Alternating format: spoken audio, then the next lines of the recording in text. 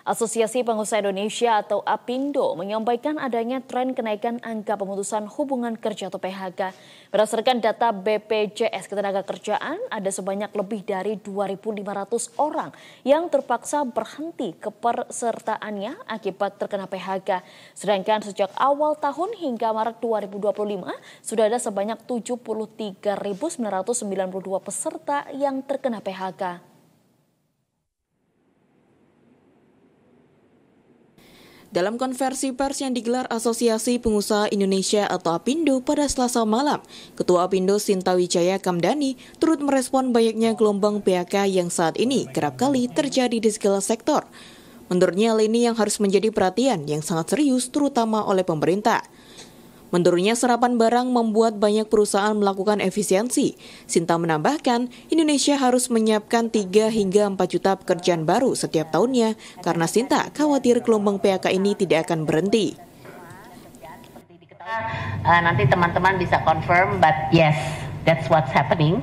Jadi betul Mas Agung bahwa ini yang sedang terjadi dan kami justru kenapa kami sekarang gembor-gembor karena ngelihat angka PHK kami juga jadi khawatir gitu. Karena kuartal kedua, kuartal ketiga kami nggak melihat akan ada perbaikan terus terang. Jadi makanya ini sekarang gimana nih apa yang sebaiknya kita lakukan. Jadi kita udah tahu nih masalahnya ini, gitu kan.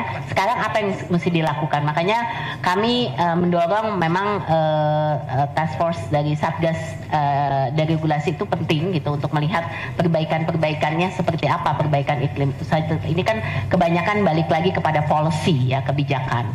Tapi dari sisi lain kan perlu stimulusnya ini, stimulus insentifnya ini. Saya bilang kalau kita bisa melalui masa pandemi pada waktu itu dengan paket kebijakan dan lain-lain, ya mestinya kita bisa lakukan yang sama pada saat ini gitu. Nah ini yang mungkin yang perlu menjadi perhatian.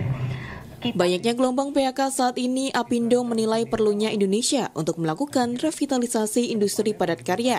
Berdasarkan hasil survei APindo, terhadap 357 perusahaan anggota yang dilakukan pada Maret 2025, ada 5 alasan paling utama dari para perusahaan yang melakukan PHK. Alasan tertinggi dengan perolehan 69,4%, yakni perusahaan melakukan PHK karena menurunnya permintaan.